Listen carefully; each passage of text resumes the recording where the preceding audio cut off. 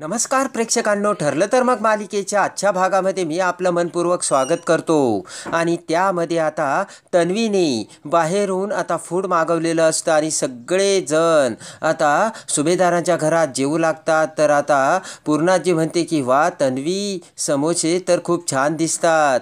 तन्वी म्हणते की नाही पूर्णाई, मी बाहेरून त्या फेमस स्वीट होम आहे ना त्यामधून मागवले. ते ऐकून अश्विन म्हणतो की अरे बापरे, आज आपल्या घरात चक्क बाहेरून मागवलेलं फूड.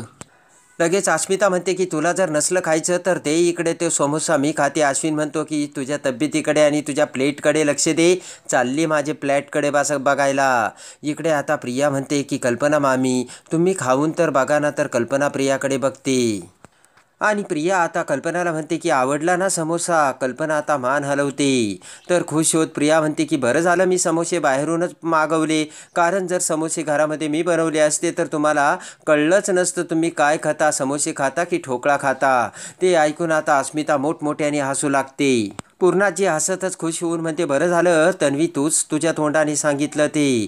तेव्हा आता प्रिया म्हणते की पूर्णाजी, स्वतःचं या घरात मी काय कौतुक करणार. या घरात कल्पना मामी तर स्वतः स्पेशल सुगरण आहेत आणि त्यांच्यासमोर माझा काय निभावं लागणार आहे.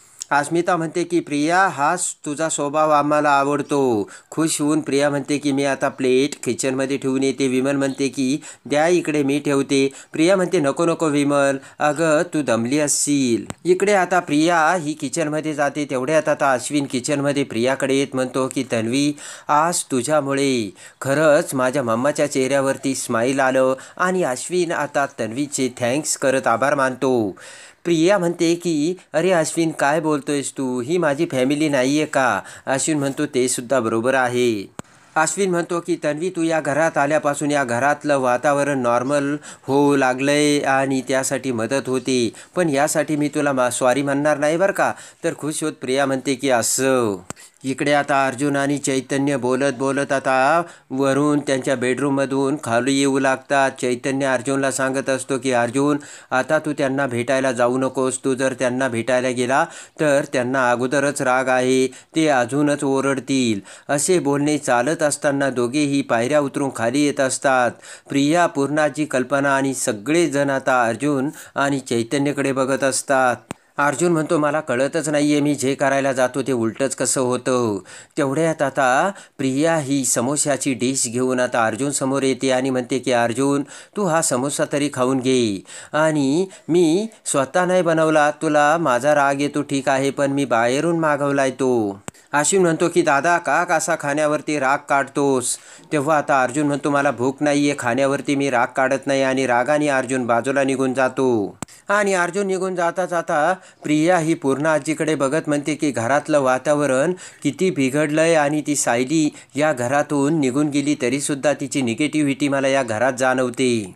तर आता अस्मिता म्हणते की मग त्यासाठी प्रिया काय करायला हवं. तर पूर्णाजी, मी एक सुचवू का, असे प्रिया हळूच बोलते. तेव्हा कल्पना पूर्णाजी प्रियाकडे बघतात. प्रिया म्हणते की आपण घरात काहीतरी मोठा प्रोग्रॅम म्हणजे मंत्रोपचार करूयात का, त्यामुळे घर शुद्ध होईल आणि घरात मंत्र पडताच घरामध्ये चांगलं वातावरण तयार होईल, पॉझिटिव्हिटी तयार होईल. ते ऐकून आता पूर्णाजी म्हणते की प्रिया, तुला चांगलं सुचलं. आणि कल्पना, पटकन गुरुजींना बोलवून घे, उद्याच आपण होम घालू. तर आता प्रिया म्हणते की उद्या कशाला, आजचा दिवस कशाला वाया घालवायचा.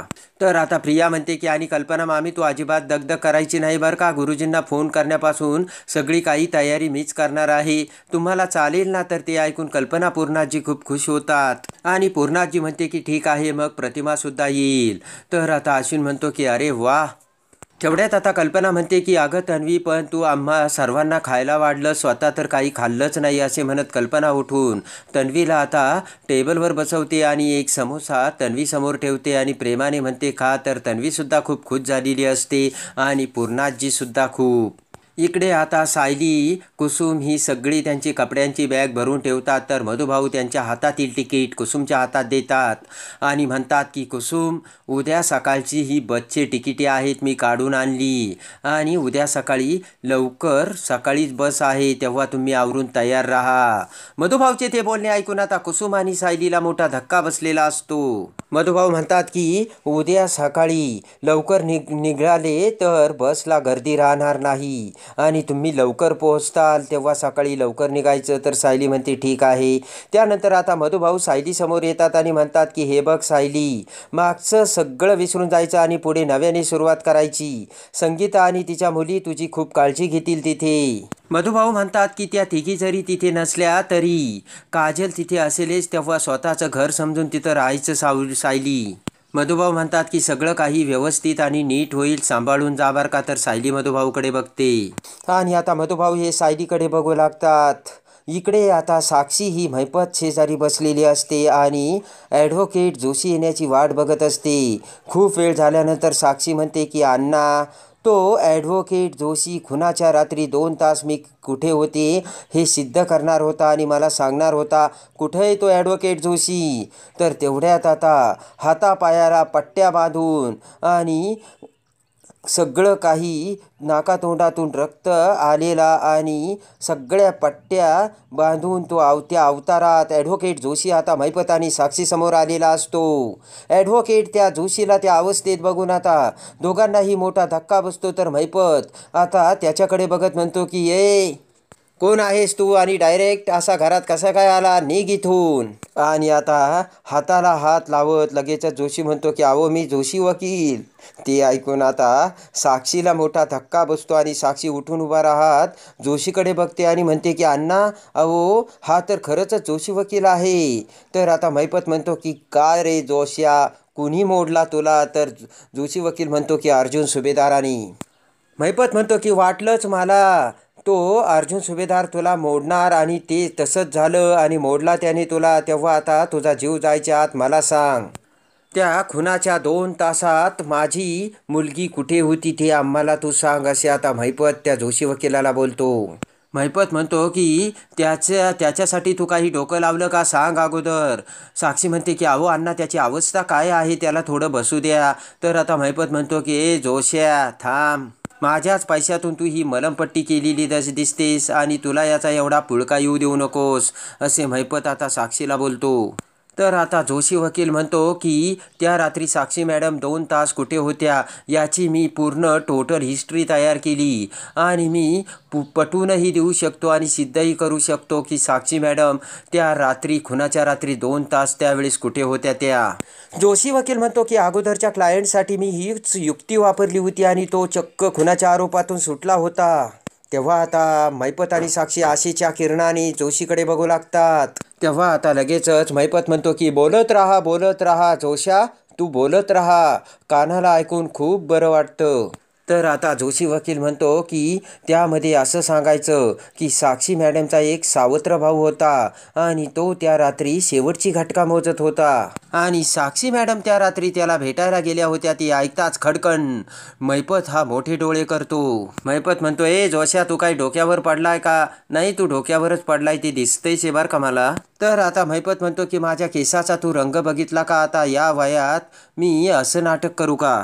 तेव्हा आता जोशी वकील म्हणतो तुम्हाला काहीच करावं लागणार नाही, यासाठी मी सगळी ती योग्य कागदपत्रंसुद्धा केलीत. जोशी म्हणते की तुमच्या त्या सावत्र भावाचे डेथ सर्टिफिकेट, आता बर्थ सर्टिफिकेट सगळं काही आपल्याकडे असेल. तो किती जगला, कुठे जगला, कसा जगला, हे सगळं आपल्याकडे त्याची डिटेल असेल, पुराव्यासकट. साक्षी म्हणते अच्छा, याचे हे फेक पेपर गोळा करणं तुम्हाला एवढं सोपं वाटतं का? तर आता लगेचच जोशी वकील म्हणतो की माझे कॉन्टॅक्ट आणि तुमचा पैसा जादू करू शकतात, जादू. तर आता लगेचच महिपत म्हणतो की दिला पैसा आणि लाख कामाला. आणि ज्या भावाचं साक्षीवरती एवढं प्रेम आहे ना, तो भाऊ मी नाही तर तूच पैदा करायचा आणि उभा करायचा, लाख कामाला. तर आता जोशी वकील तिथून निघून जातो. इकडे आता रात्री ही सायली झोपलेली असते तर कुसुम आणि मधुभाऊ सायली शेजारी बसलेले असतात आणि आता सायलीकडे बघत मधुभाऊच्या डोळ्यात अश्रू बाहेर पडतात. प्रेमाने मधुभाऊ आता सायलीच्या डोक्यावर हात ठेवून सायलीला कुरवाळतात आणि मधुभाऊला आता सायलीविषयी प्रेम येऊन आता मधुभाऊ रडत असतात आणि प्रेमाने सायलीकडे बघत मधुभाऊ आता बाहेर निघून जातात तर कुसुमसुद्धा मधुभाऊ पाठीमागे जाते. इकडे आता सायली ही झोपलेली नसते आणि लगेच ते जातात. सायली डोळे उघडते आणि सायलीला आता मधुभाऊचं प्रेमसुद्धा समजलेलं असतं आणि आता सायलीसुद्धा रडू लागते आणि विचार करते की मधुभाऊ तुम्ही सुद्धा स्वतःची काळजी घ्या. आणि आता सायली विचार करते की अर्जुन सर तुम्ही सुद्धा स्वतःची काळजी घ्या कारण आता मी तुमची काळजी घ्यायला कधीच नसेन. इकडे आता अर्जुनला सुद्धा बेडरूममध्ये झोप लागत नसते. अर्जुन देखील आता सायलीचाच विचार करत आता तसाच आता झोपलेल्या अवस्थेत समोर बघत असतो आणि आता अर्जुन शेजारी आता आपल्या शेजारी सायली झोपली आहे असे अर्जुनला वाटते आणि अर्जुनला आता त्याची सवय झालेली असते. उठून बसत अर्जुन म्हणतो की मिसेस सायली तुम्ही कुठे आहेत या ना इकडे. आणि मला आता तुमची खूप आठवण येते. मला तुमची खूप सवय झाली. मी तुमच्याशिवाय राहूही शकत नाही आणि जगूही शकत नाही. कुठे आहात मिसेस सायली तुम्ही या ना तुम्ही मिसेस सायली असे म्हणत आता सायली जी उशी घेऊन झोपत असते त्या उशीला प्रेमाने अर्जुन हात लावतो. इकडे आता मधुभाऊ हे बाहेर येऊन ओट्यावर बसतात तर कुसुमसुद्धा पाठीमागे येऊन मधुभाऊकडे बघू लागते. मधुभाऊ म्हणतात की तुला जे बोलायचं असेल ना ते बोलून टाक आत्ता. तेव्हा आता घाबरतच कुसुम म्हणते नाही मधुभाऊ असं काही विशेष बोलायचं नाहीये. तर आता मधुभाऊ म्हणतात की असं जे बोलायचं ते बोलून टाक. तेव्हा आता मधुभाऊ म्हणतात की तुला काही विचारायचं आहे का. विचारायचं असेल तर विचारून टाक. सायलीला एवढ्या तडकाफडकी मी कोल्हापूरला का पाठवतोय असंच विचारायचं ना तुला. त्याचाच जाब विचारायला आली ना तू. विचार मग असे आता मधुभाऊ कुसुमला बोलतात. तेव्हा आता कुसुम म्हणते की नाही मी कोण तुम्हाला जाब विचारणारी. तुम्ही जे करताल मधुभाऊ ते सायलीच्या भल्यासाठीच करताल मला माहिती. कुसुम म्हणते की पण विचारायचं एवढंच होतं की सायलीला आपण कोल्हापूरवरून घरी कधी आणणार आहोत. तेव्हा आता कुसुमकडे बघत उठून उभा राहत मधुभाऊ म्हणतात की कदाचित कधीच नाही.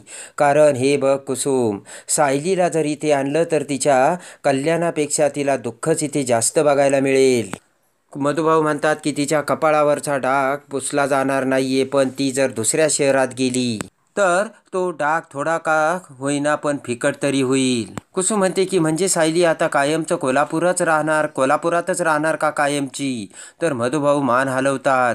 कुसुम म्हणते की असं कसं मधुभाऊ तिचं घर इथं आहे तिचे माणसं इथे आहेत तुम्ही इथे आहेत. तेव्हा आता मधुभाऊ म्हणतात की पण अन्य दुसऱ्या शहरात देखील माणसे आहेत ना आणि तिच्या मनात जो आहे त्यालाच जर विसरायचं असेल तर तिला दुसऱ्या शहरात राहावंच लागेल आणि म्हणूनच मी तिला कोल्हापुरात कायमचं पाठवतोय. तेव्हा कुसुम म्हणते की ती इथे येणार नाही कायमची तिथे राहणार याची कल्पना तुम्ही त्यांना दिली का. मधुभाऊ म्हणतात की सगळं काही सांगून सवरून करण्याची पद्धत आपल्या कुटुंबामध्ये आहे का कुसुम तू तरी मला सांग. आणि प्रत्येक वेळी ती मीच पाळायची का. सायलीने सुद्धा तिच्या मनाची मनमानी केलीच ना. मधुभाऊ म्हणतात की हे बघ कुसुम आता मी जे ठरवलं ना तेच होईल आणि मी माझ्या शब्दाबाहेर अजिबात जाणार नाही आणि मी जसं सांगेल तसंच होणार आहे.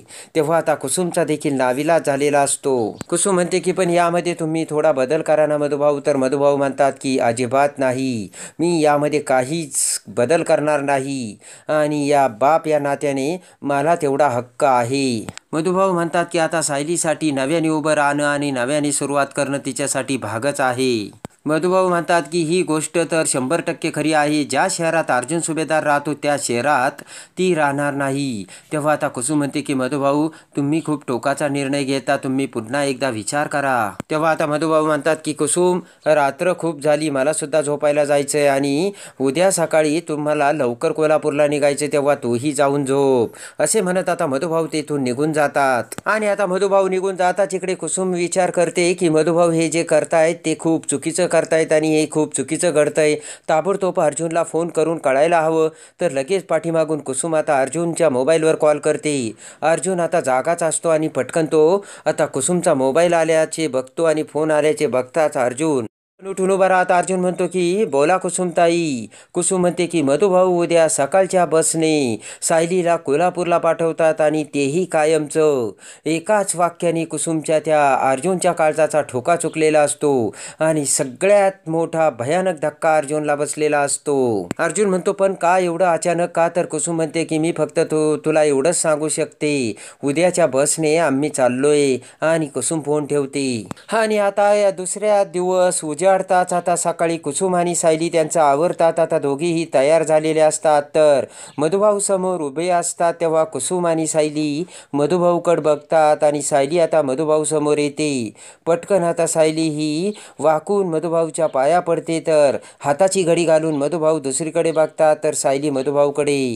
इकडे आता अर्जुन हा विचार करत बसतो आणि चैतन्य बेडरूममध्ये येताच अर्जुन उद्या आता सायली कोल्हापूरला चालल्याचे अर्जुन चैतन्याला सांगतो. तेव्हा आता चैतन्य मोठी हुशारी दाखवतो आणि म्हणतो की अर्जुन, तुझ्यासारखा भित्र आणि भेकड प्रेम करणारा मी आजपर्यंत पाहिला नाही. अरे अशा बेडरूममध्ये विचार करून तू काय तुझ्या प्रेमाला जिंकणार आहेस का? हरला अर्जुन. असे बोलताच आता रागाने अर्जुन उठून उभा राहतो आणि म्हणतो की आता मी मधुभाऊला घाबरणार नाही. काही जरी झालं तर माझं प्रेम मी सायलीसमोर व्यक्त करणारच. असे म्हणत रागाने दुसऱ्या दिवशी अर्जुन आता सकाळी त्याच्या कारमधून बस स्टॉपवर आलेला असतो. इकडे आता सायली ही मधुभाऊंना पाया पडून म्हणते की मधुभाऊ तुम्ही स्वतःची काळजी घ्या. तर आता इकडे अर्जुन हा चैतन्याला घेऊन त्याच्या कारमधून आता कुसुमताईच्या घरासमोर येतो आणि पळतच अर्जुन आणि चैतन्य आता सायलीकडे येऊ लागतात. तर सायली ही कुसुमला घेऊन अखेर मधुभाऊंचा निरोप घेऊन तेथून जाऊ लागते. तर आता सगळ्यांना डावलून मधुभाऊला न घाबरता अर्जुन त्याच्या प्रेमाची कबुली कशी सायलीला देतो आणि अर्जुनने दिलेल्या प्रेमाच्या कबुलीने आता सायली कोणते पाऊल उचलते हे बघण्यासाठी आणि ठरलं तर मग मालिकेच्या डेली अपडेटसाठी बेल नोटिफिकेशनवर क्लिक करून आपल्या चॅनलला लाईक करा, सबस्क्राईब करा.